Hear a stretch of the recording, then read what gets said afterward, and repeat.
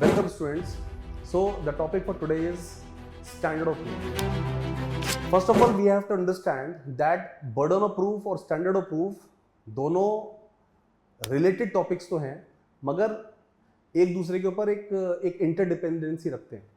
When we talk about burden of proof एक holistic picture portray करता है और standard of proof उसका एक integral part है जो डिस्कस किए बिना आप बर्डन ऑफ प्रूफ कभी डिस्कस कर ही नहीं सकते. जब भी हम बर्डन ऑफ प्रूफ की बात करते हैं तो बर्डन ऑफ प्रूफ का मतलब यह है कि let's say in a criminal matter there are two parties, prosecution side and defence side.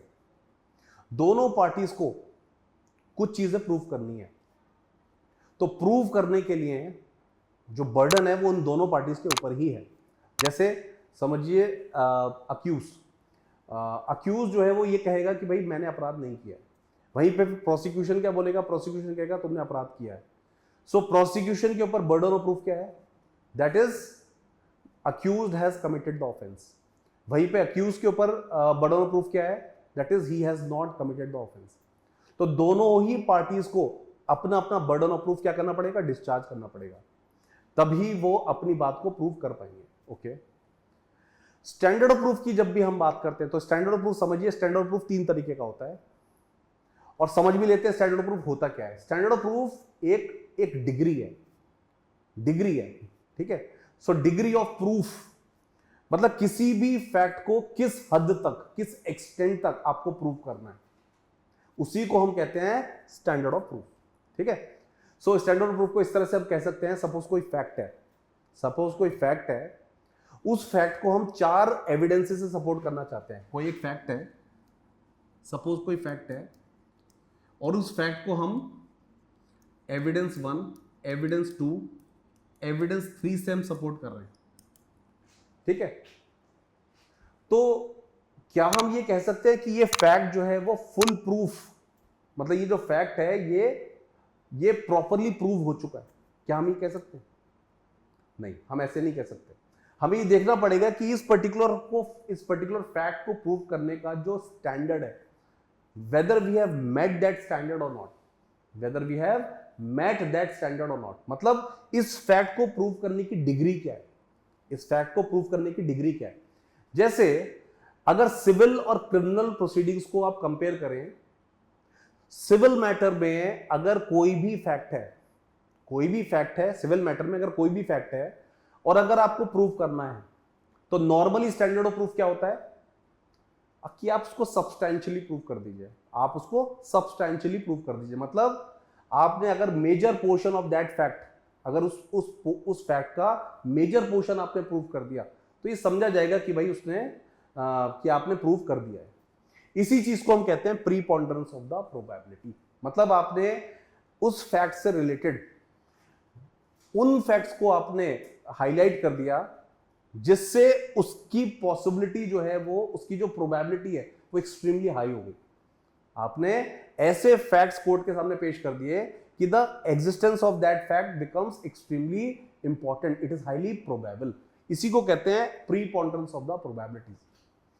Preponderance of probabilities का जो आउटकम होता है वो आउटकम क्या है? That is you have managed to prove the fact substantially.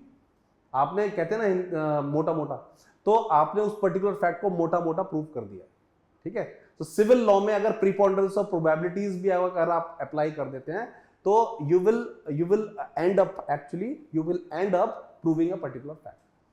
Now clear and convincing evidence का मतलब क्या है? Clear and convincing evidence is a precipitate of preponderance of the probability. मतलब समझिए प्रीपोंडरेंस ऑफ प्रोबेबिलिटीज और clear and convincing evidence जो है ना, इसमें बस एक स्टेज का फर्क है. प्रीपोंडरेंस ऑफ प्रोबेबिलिटीज की जब हम बात करते हैं तो प्रीपोंडरेंस ऑफ प्रोबेबिलिटी का मतलब है कि आपने सब्सटैंशियली प्रूव कर दिया है. बट ये जो सब्सटैंशियल प्रूफिंग है, जब ये सब्सटैंशियल प्रूफिंग जो है, इसमें आपने कुछ ऐसे फैक्ट्स प्रूव कर दिए that is the possibility of the fact becomes extremely high. तो we can say that the standard of proof is by clear and convincing evidence. Third is beyond reasonable doubt. देखिए beyond reasonable doubt का मतलब है अगर criminal matters की हम बात करते हैं तो क्रिमिनल मैटर्स में लेट्स से अक्यूज्ड, अगर अक्यूज को अपनी लायबिलिटी से डिस्चार्ज होना है, तो there are facts which are to be proved by him, the burden of proof lies on him. उसी में कुछ ऐसे फैक्ट्स होते हैं जिसमें सब्सटैंशिएट करने से कोई फायदा नहीं होगा.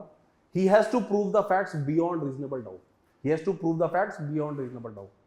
Likewise, प्रोसिक्यूशन के ऊपर भी कुछ फैक्ट्स को प्रूव करने का दायित्व होता है. And the liability is extremely high, that is beyond reasonable doubt. अब ऐसे में क्या होता है, प्रोसिक्यूशन जो अपना स्टैंडर्ड ऑफ प्रूफ है that is beyond reasonable doubt वाला जो स्टैंडर्ड ऑफ प्रूफ है वो अप्रोप्रिएटली प्रूव नहीं कर पाता है ना. इसका मतलब क्या करता है, इसको ऐसे कह सकते हैं कि दैट इज उसने प्रूफ तो करा, प्रोसिक्यूशन ने प्रूव तो करा, but there is a iota of doubt in the mind of the court कि तुमने प्रॉपर्ली प्रूव नहीं करा है. So this iota of doubt will be used in the favour of the accused. ठीक है. सो बियॉन्ड रीजनेबल डाउट का standard of proof अगर discharge नहीं हुआ है, बियॉन्ड रीजनेबल डाउट का अगर स्टैंडर्ड ऑफ प्रूफ अप्लाई नहीं हुआ है, तो we can say that the fact has not been properly proved. ठीक है. सो जब भी हम बर्डन ऑफ प्रूफ की बात करते हैं तो बर्डन ऑफ प्रूफ के साथ साथ हमको स्टैंडर्ड ऑफ प्रूफ की बात हमेशा करनी चाहिए. और it is a normal phenomena that whenever I am checking the answer sheets, so I normally find and that is why I do not hesitate to advise this to my students that whenever you are discussing burden of proof, standard of proof को हमेशा discuss करिए. Standard of proof can be a match winner whenever you are writing a judgment, criminal judgment और civil judgment. ठीक है. सो इस discussion को हम एक लाइन के साथ एंड कर सकते हैं, that is whenever you have to talk about standard of proof is nothing but the degree of proof. higher the charge, higher will be the degree of proof.